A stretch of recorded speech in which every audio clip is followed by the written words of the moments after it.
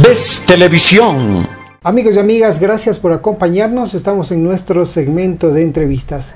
Saludando cordialmente a Gustavo Garcés, principal de la casa editora Sur Editores. Bienvenido, Gustavo. Gracias, Víctor. Nos traes novedades en el ámbito literario.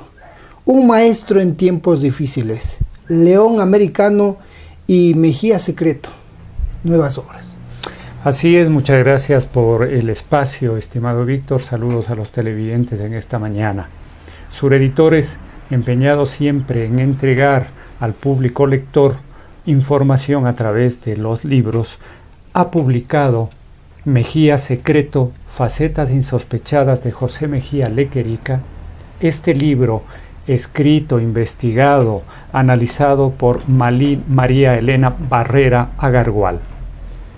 Un saludo a esta noble ecuatoriana que desde su trinchera de investigación nos está entregando obras interesantísimas para nuestro conocimiento y para nuestro crecimiento intelectual y cultural. ¿De qué trata el libro Mejía Secreto, facetas insospechadas de José Mejía Lequerica? Porque nosotros, los ecuatorianos, y principalmente en Quito, José Mejía no ha pasado de ser más que una imagen, un nombre que que bautiza a una institución prestigiosa de educación secundaria. No ha pasado de ser el Colegio Mejía.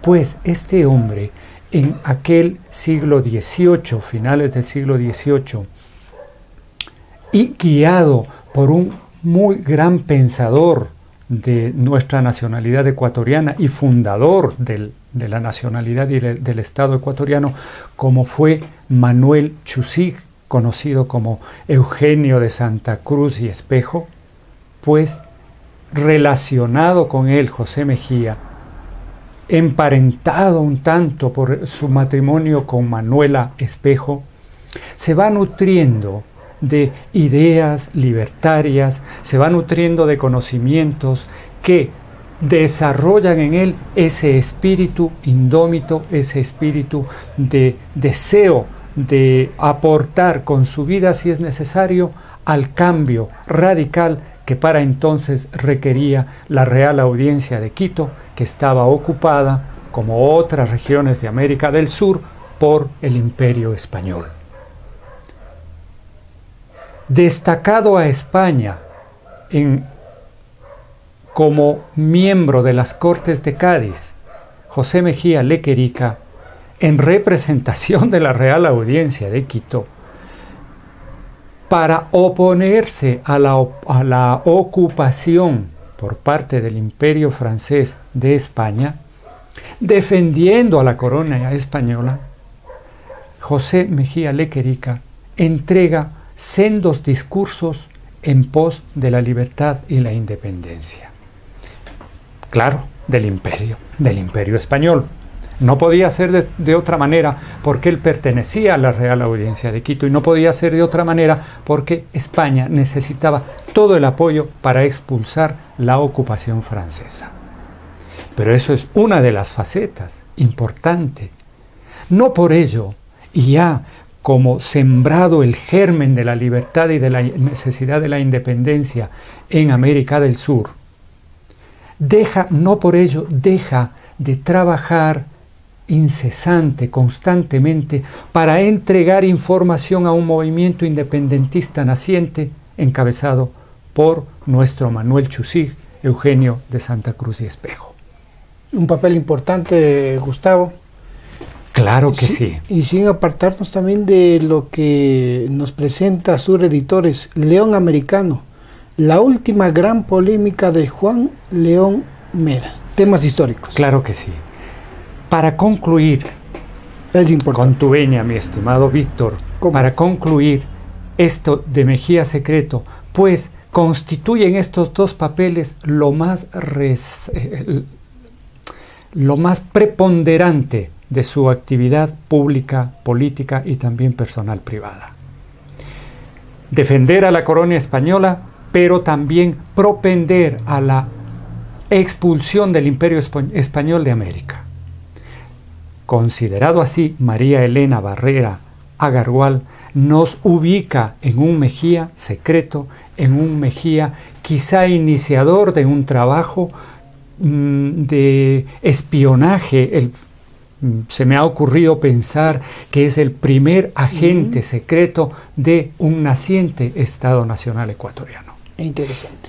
Ese es el papel principal, eso es lo más destacado que en este libro, Mejía Secreto, facetas insospechadas de José Mejía Lequerica, nos entrega la escritora oriunda, originaria, nacida en esa bella región de la provincia de Tungurahua como es Pelileo, para quien enviamos un saludo a la distancia. Ella está radicada en Estados Unidos, no por ello nos ha dejado de entregar, de aportar estos valiosísimos documentos históricos.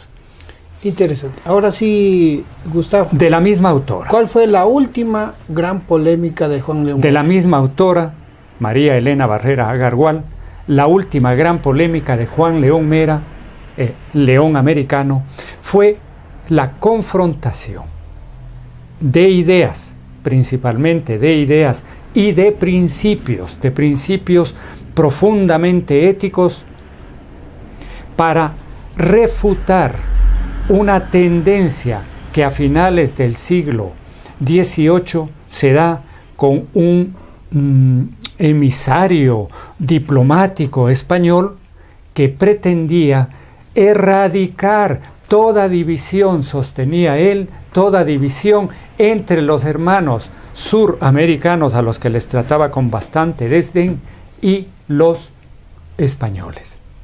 Consistió esta polémica en que el mencionado personaje español quería que se cambiasen todas las alusiones en el himno nacional, cuyo autor era Juan León Mera, todas las alusiones que ofendieran, entre comillas, al muriente, ya desaparecido casi para ese entonces, Imperio Español. Se mandaron cartas, él propuso al presidente de ese entonces, José Plácido Camaño, para que eliminasen, cortaran, cercenaran el himno nacional y de esa manera se hermanaran, decía él, en algo que nunca debía haber sucedido, que era esa especie, sostenía este hombre, de enojo entre americanos y ibéricos. Esto enojó sobremanera a este León Americano, Juan León Mera, y defendió sus principios, y más allá del contenido del himno, sostuvo que no debía dejarse de recordar y comprender cómo España había oprimido durante siglos a estas colonias, que ya no eran colonias, sino que en ese entonces eran nacientes repúblicas. Pero había otro detalle, un símbolo patrio, un símbolo importantísimo que se ubica en la plaza del teatro, en el frontispicio del edificio del Teatro Sucre. Nuestros televidentes invitamos a que visiten ese lugar y vean una estatua de un Antonio José de Sucre que está como en el aire, que no tiene una espada, que está dando un paso y que no se sabe qué es lo que hace prácticamente. Sí, porque esa estatua, ese homenaje a la independencia y a la gesta libertaria comandada por Bolívar, comandada por Sucre, dirigida por ellos, y que entregaron su vida por esta nobilísima causa, fue cercenada. Esa estatua, que tenía en un principio una espada y simbolizando el heroísmo de todas las huestes heroicas de la independencia, tenía esa espada y daba un paso al frente hacia el futuro. Tenía también en uno de sus pies a un león herido que estaba moribundo, que simbolizaba a España. Tal fue el trabajo de este diplomático, entre comillas, español, que cercenaron a la estatua. Invitamos a la colectividad a que se vaya, se observe, y encontrarán que no quedó sino un Antonio José de Sucre desprovisto de los elementos de heroísmo, de patriotismo y de valor e independencia en pos de la libertad de Sudamérica. Interesantes datos históricos, ¿no? Mi estimado Víctor, detalla esa gran polémica. Y es un dato histórico, como tú señalas, muy, muy importante, que María Elena Barrera Agarwal nos entrega en el libro León Americano. Qué bien. Un maestro en tiempos difíciles, una de las obras también de Sur Editores, con una linda historia. Así es. Finales del siglo XIX. Finales del siglo XIX, estamos hablando ya por allí cuando Eloy Alfaro en 1895 asume la presidencia de la República después de muy largas tareas y batallas, y inicia también, a más de la revolución liberal, la revolución educativa. ¿Y en qué consistió esa revolución educativa? Es lo que nos indica en el libro Un maestro en tiempos difíciles, Susana Freire García, para quien también extendemos un cariñoso, cálido y muy agradecido saludo por esta investigación histórica. Pues en la persona de Carlos García T. Molineros vamos a encontrar estos gestores también de la libertad a través de la educación laica que iniciaron en la República del Ecuador. Con una pluma muy ligera, con una investigación prolija, encuadrándonos, enmarcándonos en la época histórica que corresponde, Susana Freire García detalla cómo este maestro cabal, de ideas ordenadas, disciplinado en su accionar y en su trabajo, dedicado, investigador profundo, propone junto con otros, con otros batallones de maestros, se puede decir, todavía no eran ejércitos, junto con otros maestros, cambiar la mentalidad de la educación en el Ecuador. Recordemos que para ese entonces la educación era absolutamente religiosa. Todo estaba controlado desde los conventos, desde los sacerdotes y desde las religiosas. Pues el laicismo tuvo que enfrentar durísimas batallas. Y basta mencionar una, cuando Carlos T. García Molineros nos cuenta, Susana Freire García, es destinado en estas primeras avanzadas del laicismo, de la educación laica, es destinado a la ciudad de La Tacunga. Llegan los normalistas, que por cierto son los primeros normalistas que hubo en el colegio Juan Montalvo, en el colegio Manuela Cañizares. Llegan los normalistas a la ciudad de La Tacunga, que les recibe de una manera totalmente no indiferente, sino casi violenta, que luego se desarrollaría mucho más esa actitud, repudiando la presencia de estos maestros laicos.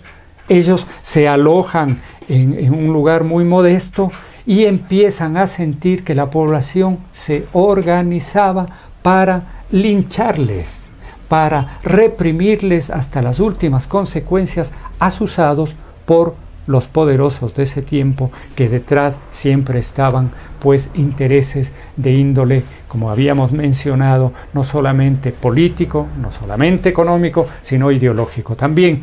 Así es, un maestro en tiempos difíciles, invitamos a que se reconozca, se lea, se valore el inicio del laicismo en el Ecuador, y agradecemos a su autora y a estas dos autoras por entregarnos El León Americano, Mejía Secreto y Un maestro en tiempos difíciles. Muchas gracias. ¿Dónde podemos conseguir estas obras? Estas obras están en las librerías de toda la ciudad y de todo el Ecuador. Muy bien, vamos a agradecer a Gustavo Garcés, principal de Sur Editores, quien nos ha traído las últimas novedades en la edición de estas dos importantes obras que ponemos a su consideración. Gracias, Gustavo. Muchas gracias, Víctor. Ves Televisión.